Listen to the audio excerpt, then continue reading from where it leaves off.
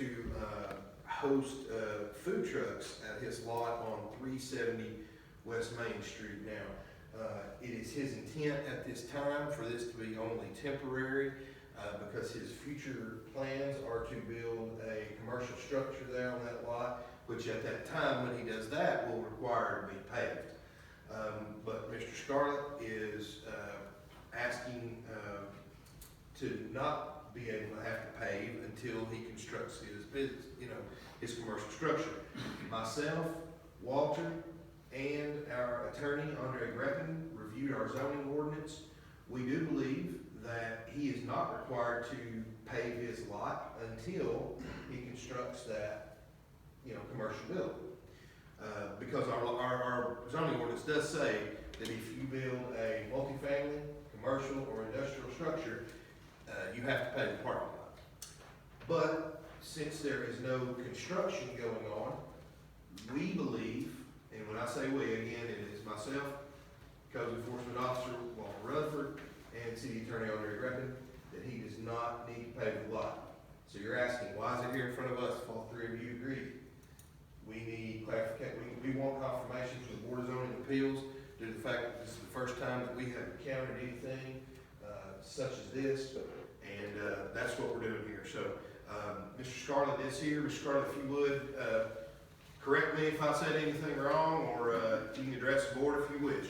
No, you said exactly what's going on. I knew when you guys, what kind of renderings going for the building and the site as it will be developed, and we will definitely be paving it and making it very nice. We're going to build a structure that's going to look very much like downtown, so when people come in, as they're approaching the downtown area, they're going to see something that represents our town really well, and it's going to be an asset to the city.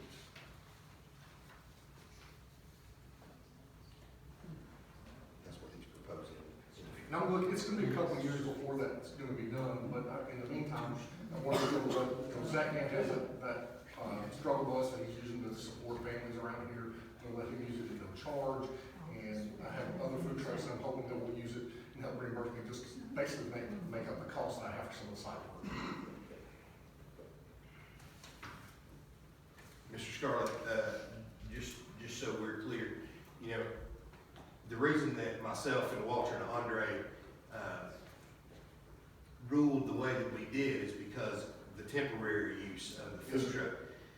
If we were to see a Scarlett food truck park sign pop up in the next, year. My office is at max capacity right Sure. now. I've been blessed in that, but I'm gonna need space. We're just looking at, buying a little bit of time before we start spending that kind of money on something. Well, just to finish my statement to you though, if we do see that it is trending more toward a permanent use, then we'll have a different conversation. Okay, absolutely. Well, that was one question I was gonna ask. How often will there be a food truck set up? Well, my conversation with Zach was that he could set his truck up there full time. But, I'm not looking at any financial gain in that. I'm letting him use it. Matter of fact, I'm out the money for putting the gravel and all that stuff down for him to be able to do so, which I'm fine with. I'm really not looking to try to make money with this. I wanted to use it to do something good in the community and then have that lot used for something other than me spending money on having it mowed every week until, I start construction. My intent is as soon as I can financially feel comfortable pulling the trigger, which I'm hoping sometime in either late 26, early 27, the construction of that building starting. So hopefully by mid-year 27, we have a real nice asset here in the community. My offices will get moved and along those lines. Did I hear you right that you wasn't even gonna charge a food vendor? Not the one that's the Zach Gant struggle bus, the one that's, because his is not for profit. He's doing that to help his church. Yes, sir. It's affiliated with the church, I think, isn't it? It's affiliated with the church, yes, sir. Well, it's mighty generous of them. I've been blessed by this community, and if there's things I can do to give back, it's my intent to be able to do so. Any other questions for Mr. Scarlett? No. Thank you, Mr. Scarlett. All right, Mr. Chairman, if you would, see if there's any public comment. we have any public comment at this time? Just where is that address? 370 West Main Street. It's beside. Right, by the Ashburns and Buckeyes, in between the Ashburn Realty and Buckeyes. Thank you. Okay, at this time, we'll reopen the BZA meeting. Discussion. Do I have a motion? I make the motion that we approve this. Do I have a second? I'll second. All in favor? Motion passes. Thank you. Okay.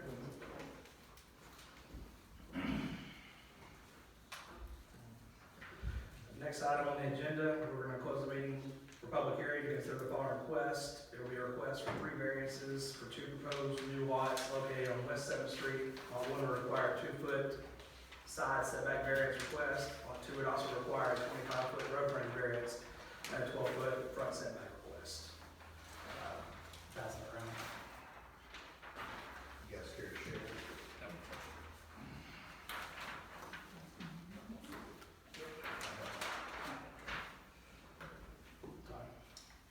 Yes, sir. One moment.